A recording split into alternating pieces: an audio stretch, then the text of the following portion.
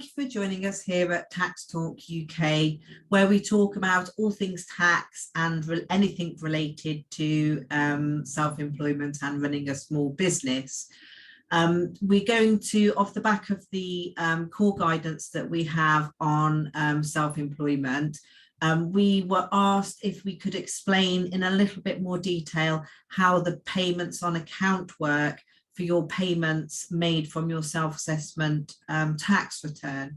So we're going to do that today. Before I go on to that, if I could please ask you to take a moment to subscribe to our YouTube channel. That way you'll easily be able to refer back to this information if you should need to, and also to be able to access all of the other information that we have available on a whole wide range of topics, from tax to all aspects of running your small business or being self-employed. If you want to be notified when we upload new information, you should also turn on the notifications. So let's talk about payments on account then. What we're talking about is when you submit your self-assessment tax return, and you do that for the tax year, as we know, runs from the 6th of April to the 5th of April. So the tax year ends, and then from that you have until the 31st of January the following tax year to make payment of any liability. So this will be relating to anybody that has a liability on the self-assessment. So that will be sole traders, those in a partnership, those with any untaxed income, so landlords, and those that, for example, high income child benefit charge, anyone that has income that isn't taxed directly from an employer or the source of employment will likely find themselves incurring a liability through the self-assessment system. So if your liability is under £1,000, then the payments on account system doesn't apply to you for the time that the liability is at that level. You will simply make your payment by the 31st of January the following year, and for the year that's ended, and won't have paid anything for the year that we're in. For those with a higher liability level, this is where the payments on account comes into play. So if you are an employee, for example, you have your taxes all taken care of, and you receive your pay after all deductions for tax and other things as well. So in this scenario, HMRC get the tax for the money that you've earned pretty much straight away. If you're paid on a monthly basis or a weekly basis, on a monthly basis, HMRC should be receiving the tax from your employer.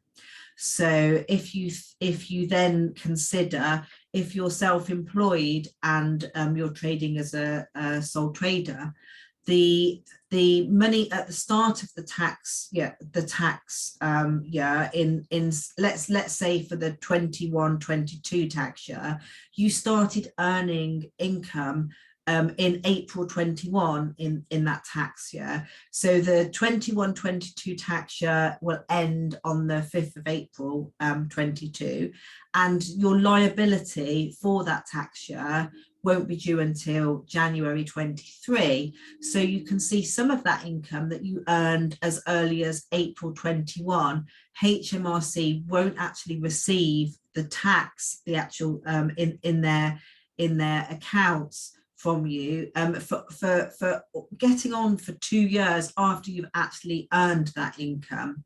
So this is why the payments on account system is in place, to make sure that the money's sort of paid on a more timely basis, but also to help you with your planning, because if you have started your self-employment or your small business, whatever you've chosen to do, and you've got to the level where your income is fairly stable year in, year out, then you know that's fine. You get into the routine of paying the tax when it's due. But even in that scenario, at some point, even if it's not till you retire, you are going to stop what you're doing. So also, if you think about somebody who's perhaps their income, perhaps they might do sort of small contract work or seasonal work where the income levels aren't stable, not necessarily even on year out. So if you imagine in the scenario we looked at before, in the example we talked about, the 21-22 tax year, imagine if that is a bumper year and you've done really well, your profit has been higher than it ever has been before, but then of course the knock-on effect from that is that your tax liabilities will be also high in that year.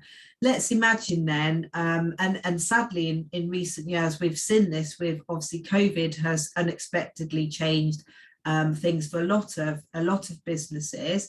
But in this scenario, you've had a great 21-22 tax year. You don't have to pay your tax until January 23. But let's imagine that something happens in your business and your profit levels aren't so high. Then that means that from lower income levels, you're going to have to find the money for higher tax payments that were incurred from a time when you were earning higher levels.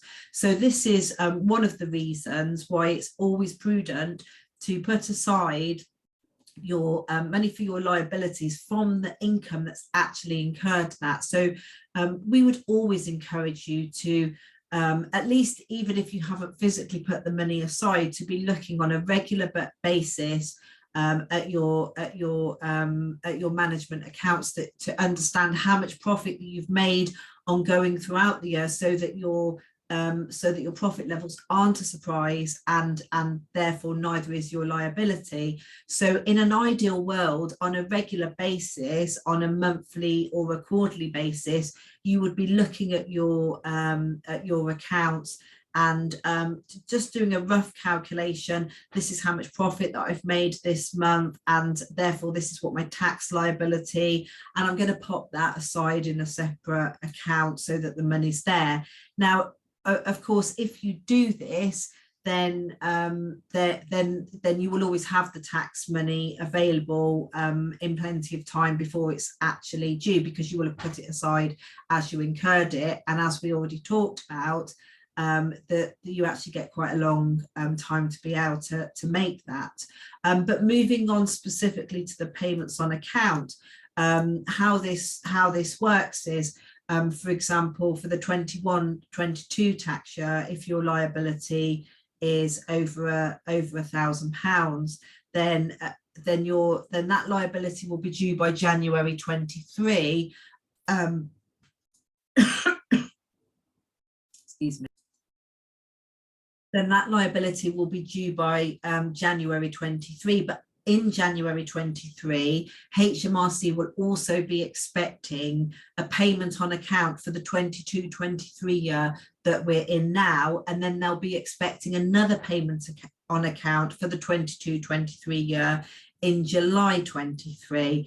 And quite simply, how we calculate the payment on account is we look at the tax that's due for the previous year. So in this example, the 21-22 tax year, and that is the estimate for the 22-23 year. So you'll pay half of that again in January 23, and the other half in July 23. So once you're established and your income levels are fairly stable, then you then your payments on account will sort of like, you know, even themselves out. When you come to do your tax return, if your liability is exactly the same as the previous year, then the following January you'll have already paid your liability, because you'll have paid a payment on account in January, a payment on account in July, and therefore the next January you'll only have to make your payment on account for the year that we're in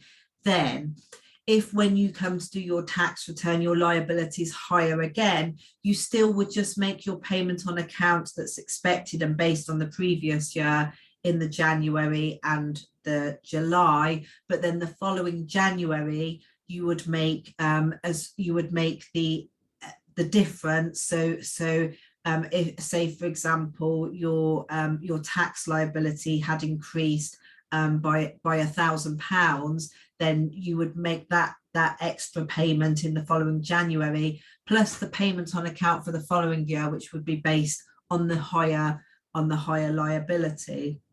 So if you come to if you have a year where your liability is lower than the previous year, so your January and your July payments in effect have overpaid your liability, as soon as you submit your tax return, your self-assessment tax return, and HMRC become aware of the overpayment, then they will simply refund that to you.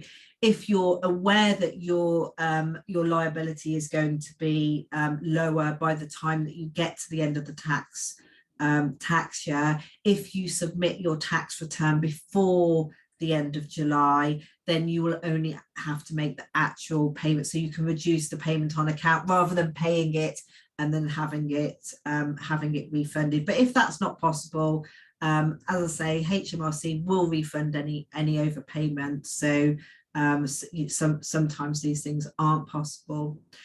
Say for example, one particular year your profits are higher for a specific and one-off reason. Therefore, you don't want your payments on account for the following year to be based on this higher liability. When you submit your tax return, you actually get the opportunity to let HMRC know of your change of circumstances, to give them an estimate, a revised estimate that is no longer based on that actual year's tax return, and of course you must explain to them why you want to pay a lower payment on account. And just to mention with this, if you ask for your payments on account to be reduced, but then when we get to the end of that tax year and your tax return goes in and it's found that the payments on account were too low, you will be charged interest on the payments on account that you should have made. And of course, this is to stop people just making reasons up that aren't based on any factual information to reduce the payments on account.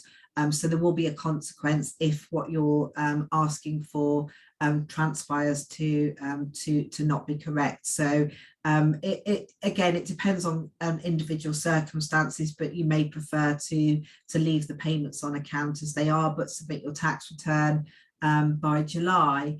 So as you can see, if you do set aside the money for your liabilities as you're incurring it, by the time you come to make your payment on account, you're 9 months into the tax year, but you're only having to pay half, assuming that payments on account are accurate, half of the year's tax.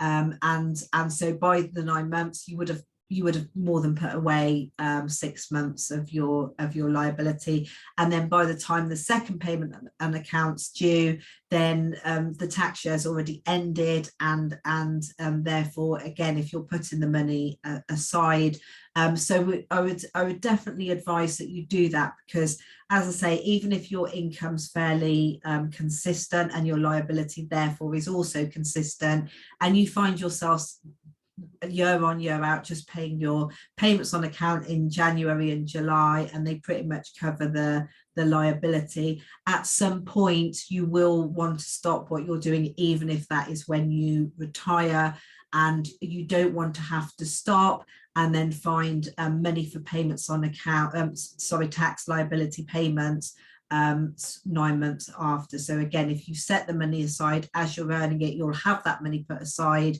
and then you'll be able to stop trading and have the money available. So Again, we look in another video, we look at what happens when you stop trading. So I hope this helps to explain a little bit how the payments on account works. It can be difficult to get your head around once you have actual figures and you're actually in that system.